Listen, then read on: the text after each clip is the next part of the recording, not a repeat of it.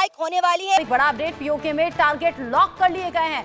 Target पर हाफिज सईद का ठिकाना है। सिर्फ भारत अपने ओछे और पुराने वतीरे को फॉलो करते हुए पाकिस्तान पर बिना सबूत इल्जामात आयद कर रहा है, बल्कि मोदी सरकार पर जंगी जुनून सवार है। हाफिज सईद जो कि भारत का बड़ा दुश्मन है, टारगेट पर हाफिज सईद है, मसूद अजहर है। पाकिस्तान के साथ जंग भारत के लिए कैसे डरावना ख्वाब बन सकती है, और वो सारे इकदाम जो मोदी सरकार का ख्वाब थे वो पाकिस्तान के खिलाफ उठाना चाहता था, जिसमें सिंतास मुआहिदा सरे फेरिस्त की जो मिलिट्री है लगातार एक्सरसाइज कर रही है। पाकिस्तान को इस बात का एहसास हो चुका है कि जल्द ही इंडिया की जानिब से एक बड़ी कार्रवाई होने वाली है, और इस बार जो जवाब होगा वो ऐसा होगा जिसे आतंकी नस्लों तक आगे याद करें, उनके पूरे ठिकाने नेस्तनाबूद हों। जो एलओसी है ना जी, वो ज़ाहिर लंबी एलओसी है, इसमें कोई शक नहीं। वहाँ पे दो ऐसी जगह हैं जहाँ से इंडियन जहाज जो है पाकिस्तान के हदूद के अंदर दाखिल हो सकते हैं, जिसको मद्देनजर रखते हुए पाकिस्तान के मिनिस्टर ने एक बहुत बड़ी स्टेटमेंट दी है।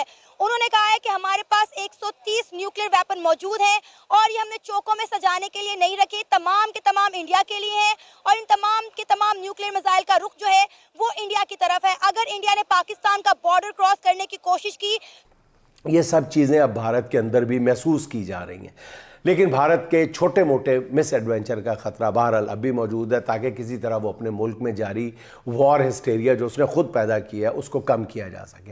एक तरफ पाकिस्तान के प्राइम मिनिस्टर का कहना है कि हम इंडिया के साथ कोऑपरेशन के लिए तैयार हैं, लेकिन दूसरी तरफ पाकिस्तान के मिनिस्टर इंडिया को धमकियां दे रहे हैं। पाकिस्तान को एक तरह से तकनीकी बढ़तरी हासिल है। अच्छा, अब वो टेक्नोलॉजी की जो एक बढ़तरी हमें हासिल है उसमें काफी हद तक ये है कि चीन ने हमारा बहुत साथ दिया है और अमेरिका की जो टेक्नोलॉजिकल डिपेंडेंस है, खास तौर पे उनकी जो एयरफोर्स है वो फ्रांस के ऊपर काफी हद तक डिपेंडेंट है। राफेल की हमने मिसाल दी, हमने मिराज की मिसाल दी। अब ये उनके पास उनके best one of the best weapons हैं जिनको वो पाकिस्तान के खिलाफ इस्तेमाल करना चाहते हैं। दो हमारे वीक पॉइंट है पाकिस्तान के, आप इस तरह समझ लें, क्योंकि उसकी वजह यह है कि वो पहाड़ी इलाका है और जो पहाड़ी इलाका है उसमें से किसी जगहों पे इंडिया कमज़ोर है और किसी जगह पे पाकिस्तान कमज़ोर है। ये एक रियलिटी है जिसको हमें तस्लीम करना चाहिए। तो दो ऐसे सेक्टर्स हैं जहाँ से जो इंडियन जहाज़ हैं वो पाकिस्तान में दाखिल हो सकते हैं और दो ही जगहों से दाखिल होते हैं। जैसे कि 2019 में उसमें से एक ही जगह थी जिसके अंदर से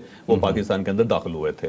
तो एक बेसिकली वादी है और इस वादी को आप ये समझें कि चौड़ाई में बहुत बड़ी चौड़ाई के अंदर वैली है और ये भिंबर और कोटली के दरमियान है। लिहाजा भिंबर और कोटली के दरमियान एक इलाका है जिसको आप समझ लें कि एक वादी है जो बहुत चौड़ी है और इस वादी के जरिए जो है ना अमूमन जो इंडियन जहाज अगर दाखिल होंगे तो दाखिल होकर यहाँ से फिर बाग से बाहर निकलेंगे, बाग के इलाके से। मगर भारत जो भी करेगा पाकिस्तान का जवाब बहुत ही मौलिक होगा, बहुत मौलिक होगा।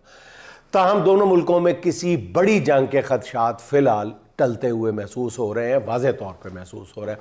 अच्छा नाज़रीन, हिंदुस्तानी अखबार इंडियन एक्सप्रेस में एक मजमून छपा है जिसके मुताबिक भारत में आला सतह पे इस ऑप्शन पे गौर किया जा रहा है कि पाकिस्तान के ख़िलाफ़ जंग छेड़ने की बजाय इक़्तिसादी मैदान में पाकिस्तान को नॉकआउट करने की कोशिश की जाए, जिसके लिए पाकिस्तान को इंटरनेशनल इदारों से मिलने वाली इमदाद के ख़ात्मे के लिए इक़दाम किए जाने चाहिए। मजमून के मुताबिक इस ज़मन में फौरी इक़दाम ये हो सकता है कि पाकिस्तान को IMF से मिलने वाले कर्जे की दूसरी किस्त को रुकवाया जाए। तो ऐसे डाई लगा के और फिर उसके बाद बाग से घूम के ये वापस इंडिया के अंदर दाखिल हो जाता है। तो ये एक जगह है जो पाकिस्तान के लिए बड़ी सेंसिटिव है।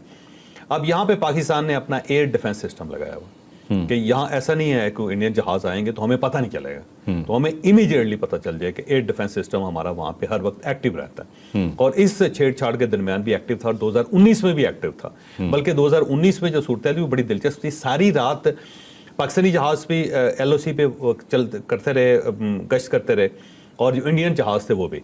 और सुबह 6 बजे फिर इस तरह हुआ था कि हमारे जहाज वापस आ गए और वापस आके वो तैयार खड़े रहे सरगोदा के अंदर और बाकी कामरा वगैरह में जो करीब तरीन है।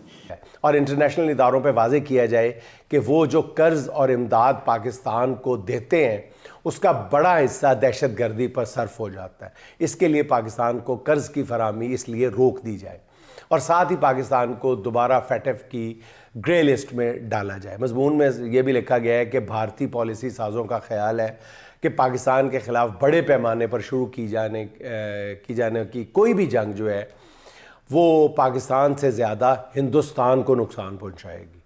ये इसी मजमून में कहा गया है पाकिस्तान से ज़्यादा हिंदुस्तान के लिए ये जंग नुकसानदेह होगी और भारत की उभरती हुई मईशत को नाकाबिले तलाफी नुकसान पहुंचा सकती है ये जंग। भारत, यही वजह है कि भारत बदला लेना चाहता है, बकौल उसके कि बदला लेना चाहता है। भारत पाकिस्तान पे वार करना चाहता है, भारत पाकिस्तान पर अगर जंग मुसल्लत करना चाहता है, तो ये जो एक टेक्नोलॉजिकल डिसएडवांटेज है भारत को, ये आड़े आ रहा है। और मिसाल मैं देता हूं कि राफेल के जवाब में जैसे PL-15 हमारे पास है, is it really a deterrence कि भारत अब तक वार नहीं कर सका पाकिस्तान पे? जी हाँ दोस्तों, जैसा कि आपने देखा क्लिप में कि पाकिस्तानी मीडिया पगलाया हुआ है और किसको सुरक्षा मिल रहा है, Z+ से भी ज़्यादा, यानी रिटायर आर्मी और वहाँ का जो मिलिट्री है वो सुरक्षा दे रहा है हाफिज सईद को।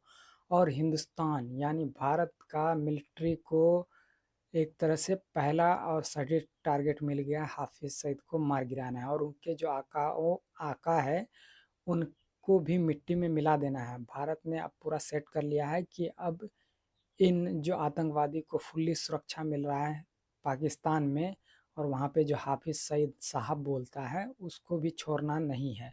अब भारत घुस के मारने वाला पूरा काम कर चुका है। अब एक तरह से अमेरिका का भी साथ मिल रहा है, क्योंकि वहाँ अमेरिकी जो राष्ट्रपति है JD वेंस, उन्होंने भी बोला है कि पाकिस्तान को भारत का समर्थन करना चाहिए और उसको सहयोग दे, ताकि जितना भी पाकिस्तान इस कुकृत्य में सम्मिलित है उसमें भारत का साथ दे, और जो भी आतंकवादी पाकिस्तान में पनप रहा है या पनप चुका है, जो भारत के खिलाफ और दुनिया के खिलाफ जा रहा है, उसको भारत ढूंढ ढूंढ कर तबाह कर दे, मार दे।